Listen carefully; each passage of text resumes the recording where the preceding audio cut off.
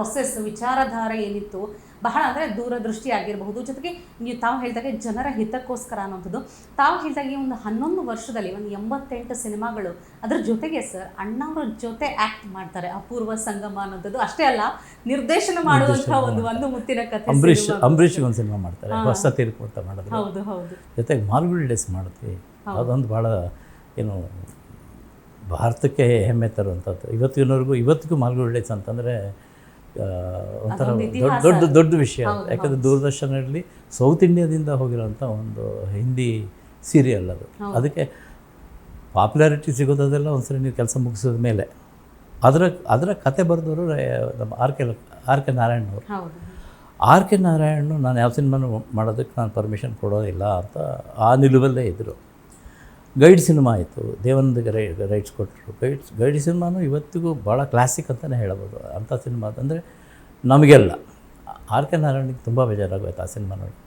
ನನ್ನ ಕಥೆನೆಲ್ಲ ಇದು, ನಾನು ಏನೇನೋ ಮಾಡಾಕ್ಬಿಟ್ಟಿದ್ದೆ ನೀನು ಹಾಗೆ ಹೀಗೆ ಅಂತ ದೇವಾನಂದಗೆಲ್ಲ ಸ್ವಲ್ಪ ಇಶ್ಯೂಸ್ ಆಯಿತು. ಅದಾದಮೇಲೆ ಅವರು ಹಿ ಡಿಸೈಡೆಡ್ ನಾನು ಯಾರಿಗೂ ಕೊಡೋದಿಲ್ಲ ರೈಟರ್ಸ್ ಅಂತ. ಟಿ.ಎಸ್. ನರಸಿಂಹನ್ ಅಂತ ಹೇಳಿದ್ನಲ್ಲ, ಅವರು ಸಿನಿಮಾಗಳು ಮಾಡಬೇಕಾಗಿತ್ತು. ಅವರು ಬ್ಯಾಂಕರ್ ಮಾರ್ಗ ಅಂತ ಒಂದು ಮಾಡಿದ್ರು ಸಿನಿಮಾ. ಅದು ಆರ್ ಕೆ ನಾರಾಯಣ್ ಅವ್ರದ್ದೇ ಸಬ್ಜೆಕ್ಟು. ಅದನ್ನು ಸಿನಿಮಾ ಮಾಡಿದ್ರು. ಅದು ಆರ್ ಕೆ ನಾರಾಯಣಿಗೆ ಒಂದು ಲೆವೆಲ್ಗೆ ಇಷ್ಟ ಆಯಿತು. ಆಮೇಲೆ ಇವರು ಸೀರಿಯಲ್ ಮಾಡ್ತೀನಿ, ನನಗೆ ರೈಟ್ಸ್ ಕೊಡು, ಮಾಲ್ಗುಡಿ ಡೇಸ್ ಎಲ್ಲ ಕೊಡು ಅಂತ. ಅವರು ಹಿಂದೆ ಮುಂದೆ ನೋಡ್ತಾನೆ ಇದ್ದರು. ಕೊನೆಗೆ ಅವರು ಅಯ್ಯಂಗಾರು ಇವರು ಅಯ್ಯಂಗಾರು, ಮೈಸೂರು ಎಲ್ಲೋ ಒಂದು ದೂರದ್ದು ಒಂದು ನೆಂಟಸ್ತಿಗೆ ಇತ್ತು ಅಂತ ಕಾಣುತ್ತೆ. ಆಯಿತು, ಒಂದು ಪೈಲಟ್ ಮಾಡು ನೋಡೋಣ ಅಂತ ಹೇಳಿದ್ರು. ಪೈಲಟನ್ನು ನಾವು ಇಲ್ಲಿ ಮಾಡಿದ್ವಿ ಬೆಂಗಳೂರಲ್ಲಿ. ಆರ್ ಕೆ ನಾರಾಯಣ್ ಪರ್ಮಿಷನ್ ಕೊಟ್ಟರು, ಪೈಲಟ್ ಮಾಡಿದ್ವಿ. ಪೈಲಟ್ ನೋಡಿದ್ಮೇಲೆ ಅವರಿಗೆ ಬಹಳನೇ ಸಂತೋಷ ಆಯಿತು. ನನಗೇನು ಬೇಕು, ನನಗೆ ಯಾವ ಥರ ಬೇಕು ಅದು ನೀವು ಮಾಡಿಕೊಟ್ಟಿದ್ದೀರಾ ಅಂತ. ಈಗ ಲೊಕೇಶನ್ನು ಸಿಕ್ಕಿರಲಿಲ್ಲ. ಅವರೆಲ್ಲೋ ತಮಿಳ್ನಾಡಿನಲ್ಲಿ ಎಲ್ಲೋ ಮಾಡೋದು ಅಂತ ಆರ್ ಕೆ ನಾರಾಯಣ್ ಮನಸ್ಸಲ್ಲಿತ್ತು. ಆಮೇಲೆ ನಾವೆಲ್ಲ ಇಲ್ಲಿ ರೆಕ್ಕಿ ಮಾಡಿದೆ, ಎಲ್ಲಿ ಯಾವ ಊರಲ್ಲಿ ಏನು ಸೂಟ್ ಆಗುತ್ತೆ ಇದಕ್ಕೆ ಅಂತೇಳಿ ಎಲ್ಲ ಕಡೆ ಸುತ್ತಾಯಿತು. ಮತ್ತು ಮಲೆನಾಡಿಗೆ ಬಂದಾಯಿತು. ಮಲೆನಾಡಲ್ಲಿ ಆಗುಂಬೆ ಅಂತ ಒಂದು ಜಾಗ. ಆಗುಂಬೆ ಯಾವ ಥರದ್ದು ಡೆವಲಪ್ಮೆಂಟು ಇಲ್ಲ.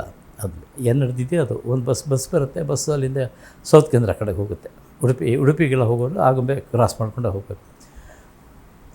ಆಗುಂಬೆ ಘಾಟ್ ಭಾಳ ಫೇಮಸ್ ಘಾಟ್ ಅದು. ಸಣ್ಣ ಗಾಡಿನ ಹೋಗೋದು, ದೊಡ್ಡ ಗಾಡಿಗಳೆಲ್ಲ ಹೋಗಲ್ಲ.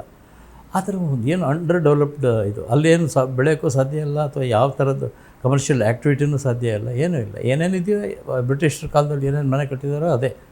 ಒಂದು ಕ್ವಾರ್ಟರ್ಸ್ ಇತ್ತು, ಒಂದಷ್ಟು ಕ್ವಾರ್ಟರ್ಸ್ ಇತ್ತು ಗೌರ್ಮೆಂಟ್ದು. ಆಮೇಲೆ ಒಂದಷ್ಟು ಮನೆಗಳಿದ್ದು ಅಷ್ಟೇ. ಆ ಜಾಗ ಚೆನ್ನಾಗಿದೆ ಅಂತ ಹೇಳಿದೆ. ಅಂದರೆ ಅಲ್ಲಿ ಮಲೆನಾಡು ಅಂತ ಹೇಳಿದ್ಮೇಲೆ ನಾನು ಆವಾಗಲೇ ಹೇಳಿದಾಗೆ ನಮ್ಮ ಜಾಗಗಳೇ ಹಾಗೆ ಪ್ರಕೃತಿ ಸೌಂದರ್ಯ ತುಂಬಿ ತುಳುಕುವಂಥ ಜಾಗಗಳು. ಸೊ ಆಗುಂಬೆಯಲ್ಲಿ ಶೂಟ್ ಮಾಡೋಣ ಅಂತ ಡಿಸೈಡ್ ಆಯಿತು. ಡಿಸೈಡ್ ಆದಮೇಲೆ ನಾವು ಇಲ್ಲಿ ಹೋಟೆಲ್ ವುಡ್ಲ್ಯಾಂಡ್ಸಲ್ಲಿ ಒಂದು ಕಾಟೇಜ್ ಹಾಕ್ಕೊಂಡು ಅಲ್ಲೆಲ್ಲ ಕತೆಗಳೆಲ್ಲ ಬರೆದು ಯಾರ್ಯಾರು ಸೂಟ್ ಆಗ್ತಾರೆ ಏನು ಅಂತ. ಈ ಶಂಕರ್ನಾಗ್ ಇನ್ನೊಂದು ಆಸೆ ಇತ್ತು, ಕರ್ನಾಟಕದವರೇ ಜಾಸ್ತಿ ಇರಬೇಕು ನನಗೆ ಅಂತ. ಮೇಜರ್ ಏನು ಆ್ಯಕ್ಟ್ರಸ್ ಎಲ್ಲ ಕರ್ನಾಟಕದವರು. ಸಿ ಆರ್ ಸಿಂಹ ಆಗ್ಬೋದು, ಆಮೇಲೆ ಕೆ ಗೋವಿಂದರಾವ್ ಆಗ್ಬೋದು. ಆಮೇಲೆ ಒಂದು ಸೀರಿಯಲಲ್ಲಿ ನಾನು ಮೇನ್ ಪಾರ್ಟ್ ಮಾಡಿದ್ದೆ, ಒಂದರಲ್ಲಿ ಕಾಶಿ ಮಾತ್ರ ಮಾಡಿದ್ದೆ. ನಾವು ಸುಮಾರು 39 ಎಪಿಸೋಡ್ ಮಾಡಿದ್ವಿ. ಅನಂತ್ನಾಗು ಸ್ವೀಟ್ಸ್ ಅಂತ ಹೇಳಿ ಒಂದು ಸ್ವೀಟ್ ವೆಂಡರ್ ಆಫ್ ಸ್ವೀಟ್ಸ್ ಅಂತ ಮಾಡಿದ್ವಿ. ಅದೊಂದು 13 ಎಪಿಸೋಡ್ ಸೀರಿಯಲ್, 7 ಆಯಿತು. ಆಮೇಲೆ ಇದು ಹೀರೋ ಸ್ವಾಮಿ ಆ್ಯಂಡ್ ಫ್ರೆಂಡ್ಸ್ ಅದೊಂದು 7 ಆಯಿತು. ಬಾಕಿದೆಲ್ಲ ಇಂಡಿಪೆಂಡೆಂಟ್ ಕತೆಗಳು 12 ಕೆಲವುದು ಪಾರ್ಟ್ 1 ಪಾರ್ಟ್ 2 ಈ ಥರ 13 ಕತೆಗಳದ್ದು ಬಂಚ್. ಅದರಲ್ಲಿ ಇದು 14 ಕಳೆದ್ರೆ ಉಳಿದಿದ್ದೆಷ್ಟಿದೆ ಅದು. ಅದರಲ್ಲಿ ಕೆಲವು ನಾಗ ಅಂತ ಒಂದು 2 ಎಪಿಸೋಡ್ ಆಯಿತು, ಅದು ಶಂಕರ್ನಾಗ್ ಆ್ಯಕ್ಟ್ ಮಾಡಿದರು. ಸೊ ಮೇಯ್ನ್ ಕ್ಯಾರೆಕ್ಟರ್ಗೆ ಎಲ್ಲ ನಮಗೆ ಬೇಸಿಕಲಿ ಹಿಂದಿ ಆಗಿರೋದ್ರಿಂದ ನಾವು ಇಲ್ಲಿ ಏನೇ ನಾವು ಮಾತಾಡಿದ್ರು ನಮ್ಮ ಹಿಂದಿಯ ಪ್ರೊನೌನ್ಸಿಯೇಷನ್ ಕನ್ನಡ ಥರನೇ ಇರುತ್ತೆ. ನಾವು ಕನ್ನಡದಲ್ಲಿ ಹಿಂದಿ ಮಾತಾಡ್ತೀವಿ. ಹಾಗಾಗಿ ಕೆಲವು ಮುಖ್ಯ ಪಾತ್ರಗಳಿಗೆಲ್ಲ ಬಾಂಬೆಯಿಂದ ಬಂದರು. ಅದೇನು ಬಾಂಬೆಯ ರಂಗಭೂಮಿ ಕಲಾವಿದರು. ವಿಜಯ್ ಕಶ್ಯಪ್ ಅಂತ ಇರಬೇಕು. ಆಮೇಲೆ ನನಗೆ ಹೆಸರುಗಳಿಗೆ ಜ್ಞಾಪಕ ಬರ್ತಾಯಿಲ್ಲ, ಬಟ್ ಎಲ್ಲರೂ ಬಾಂಬೆಯವರು.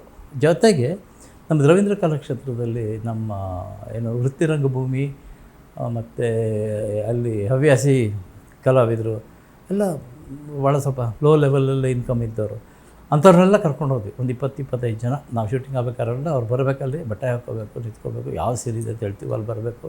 ಬ್ಯಾಕ್ಗ್ರೌಂಡಲ್ಲಿ ಓಡಾಡಬೇಕು. ರಮೇಶ್ ಭಟ್ ಅವರು ಅಸೋಸಿಯೇಟ್ ಡೈರೆಕ್ಟರ್ ಆಗಿದ್ದರು, ಪದ್ಮಾವತಿ ಅವರು ಡೈರೆಕ್ಷನ್ ಡಿಪಾರ್ಟ್ಮೆಂಟಲ್ಲಿದ್ದರು, ಅರುಂಧತಿ ಅವರು ಡೈಲಾಗ್ ಬರೀತಾಯಿದ್ರು. ಆಗ ಒಂಥರ ಮನೆ ಟೀಮೇ. ನಾನು ಪೂರ ಕಂಪ್ಲೀಟ್ ಪ್ರೊಡಕ್ಷನ್ ನೋಡ್ಕೊತಾ ಇದ್ದೆ. ಪ್ರೊಡ್ಯೂಸರ್ ಮಗ ಒಬ್ಬರು ಇರ್ತಾಯಿದ್ರು, ಅವರು ಪ್ರೊಡಕ್ಷನ್ಗೆ ಅವ್ರದ್ದು ಹೆಲ್ಪ್ ಆಗ್ತಾಯಿತ್ತು. ಯಾಕಂದರೆ ಬೆಂಗಳೂರು ಆಗೊಂಬೆ ಓಡಾಡೋದು, ವಾರಕ್ಕೊಂದ್ಸರಿ ಬಂದು ಹೋಗೋದೆಲ್ಲ ಇರ್ತಾಯಿತ್ತು. ಒಂದು ಅಡ್ವಾಂಟೇಜ್ ಏನು ಸಿಕ್ತು ಮಾಲ್ಗುಡಿ ಡೇಸ್ಗೆ ಅಂತಂದರೆ, ಆವಾಗ ಹೈ ಬ್ಯಾಂಡ್ ಅಂತೇಳಿ ಒಂದು ಕ್ಯಾಮ್ರಾ ಬರ್ತಾಯಿತ್ತು. ಅದು ಭಾಳ ಲಿಮಿಟೆಡ್, ಅದರಲ್ಲಿ ಆ ಥರದ್ದು ಸ್ಕೋಪೆಲ್ಲ ಏನೂ ಇರಲಿಲ್ಲ. ಆವತ್ತಿನ ಸಮಯಕ್ಕೆ ಅದೊಂದು ಹೊಸದು. ದೂರದರ್ಶನ ಎಲ್ಲ ಹೈ ಬ್ಯಾಂಡಲ್ಲಿ ಮಾಡ್ತಾಯಿದ್ರು. ಆಮೇಲೆ ಬೀಟಾ ಅಂತ ಬಂತು, ಆಮೇಲೆ ಡಿಜಿಟಲೆಲ್ಲ ಬಂದಿದ್ದು ಕೊನೆಗೆ.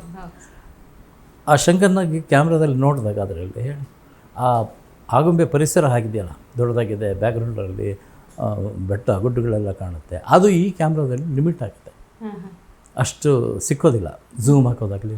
ಅದಕ್ಕೆ ನಾನು ಇದನ್ನು ಸಿನಿಮಾ ಇದರಲ್ಲಿ ಮಾಧ್ಯಮದಲ್ಲಿ ಮಾಡೋಣ ಅಂತ.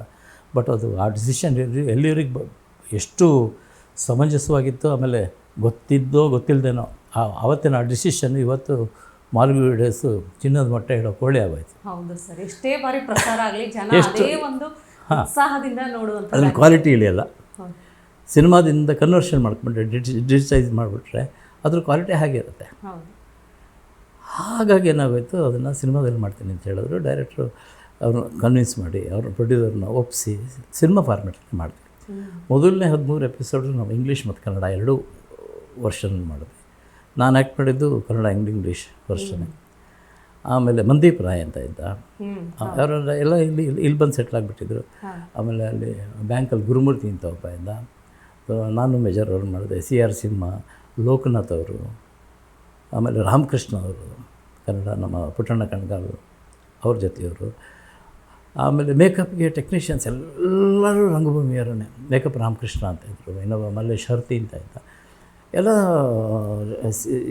ಈ ನಾಟಕದಲ್ಲಿ ಬಣ್ಣ ಹಾಕೋರನ್ನು ಸ್ವಲ್ಪ ಸಿನಿಮಾದಕ್ಕೆ ಹುರಿದುಂಬಿಸಿ ಅವ್ರನ್ನ ಕರ್ಕೊಂಬಂದು ಇಲ್ಲಿ ಇದಕ್ಕೆ ಸೀರಿಯಲ್ಗೆಲ್ಲ ಇದೆ ನಮ್ಮ ಮಾಲ್ಗುಡಿ ಸೀರೀಸ್ಗೆ ಮೇಕಪ್ ಮ್ಯಾನ್ ಎಲ್ಲ ಮಾಡಿದ್ದಾಯಿತು. ಹಾಗಾಗಿ ಏನಾಯಿತು, ಬರೀ ಎಕ್ಸೆಪ್ಟ್ ಫಾರ್ ಕ್ಯಾಮ್ರಾ ಟೆಕ್ನಿಷಿಯನ್ಸ್ ಎಲ್ಲ ನಮಗೆ ಸಿನಿಮಾದವರೇ ಬೇಕು. ಆಮೇಲೆ ಕ್ಯಾಮ್ರಾ ಎಕ್ವಿಪ್ಮೆಂಟ್ ಎಲ್ಲ ಸಿನಿಮಾದವ್ರದ್ದೇ ಬೇಕು. ಲೈಟ್ ಬಾಯ್ಸು ಅವರೆಲ್ಲ ಸಿನಿಮಾದವರೇ ಬೇಕು. Cameraman S. ರಾಮಚಂದ್ರ ಅಂತ ಭಾಳ ಅದ್ಭುತವಾದ ಕ್ಯಾಮ್ರಾಮನ್, ಅವರು ಬಂದರು. ಆಮೇಲೆ ವೈದ್ಯನಾಥನ್ ಅಂತ ಅವರು ಮ್ಯೂಸಿಕ್ ಮಾಡಿದ್ರು, ನೀವು ಕೇಳಿರ್ಬೋದು. ಆ ಸಿಗ್ನೇಚರ್ ಟ್ಯೂನ್ ಇವತ್ತಿಗೂ ಭಾಳ ಫೇಮಸ್. ಅದನ್ನು ಆ ಟೈಮಲ್ಲಿ ಮಹಾಭಾರತ ಬರ್ತಾಯಿತ್ತು, ರಾಮಾಯಣನೂ ಬರ್ತಾಯಿತ್ತು. ಅದು ಬಿಟ್ಟರೆ ದೂರದರ್ಶನ ಇದು ಬರ್ತಾಯಿತ್ತು. ಆ ಸಿಗ್ನೇಚರ್ ಟ್ಯೂನ್ ತಾನಾನ ಅಂತ ಬಂದ ತಕ್ಷಣ ಜನ ಎಲ್ಲ ಮನೆ ಸೇರ್ಕೊಂಡ್ಬಿಡೋರು, ಯಾರೂ ಹೊಗೆ ಬರ್ತಾಯಿರಲಿಲ್ಲ. ಸೀರಿಯಲ್ ಮುಗಿಯೋ ತನಕ ರಸ್ತೆ ಖಾಲಿ. 3 ಸೀರಿಯಲಿಗೆ ಅದೇ ಇದು. ಮಹಾಭಾರತಕ್ಕೂ ಅಷ್ಟೇ. ಮಹಾಭಾರತ ಪ್ರಸಾರ ಆಗಬೇಕಾದ್ರೆ ಕರ್ಫ್ಯೂ ಥರ, ರಾಮಾಯಣ ಆಗ್ಬೇಕಾದ್ರೆ ಕರ್ಫ್ಯೂ ಥರ, ಮಾಲ್ಗುಡಿ ಡೇಸ್ ಆಗ್ಬೇಕಾದ್ರೆ ಕರ್ಫ್ಯೂ ಥರ, ಜನ ಓಡಾಡಲ್ಲ. ಅದು ನೋಡ್ಕೊಂಡು ಆಚೆ ಬರೋದು 20 ನಿಮಿಷ ಅಲ್ಲ, ಅದು ನೋಡ್ಕೊಂಡು ಮತ್ತೆ ಮನೆ ಏನು ರೋಡೆಲ್ಲ ಜನಗಳೇ ಇರ್ತಾಯಿದ್ರು.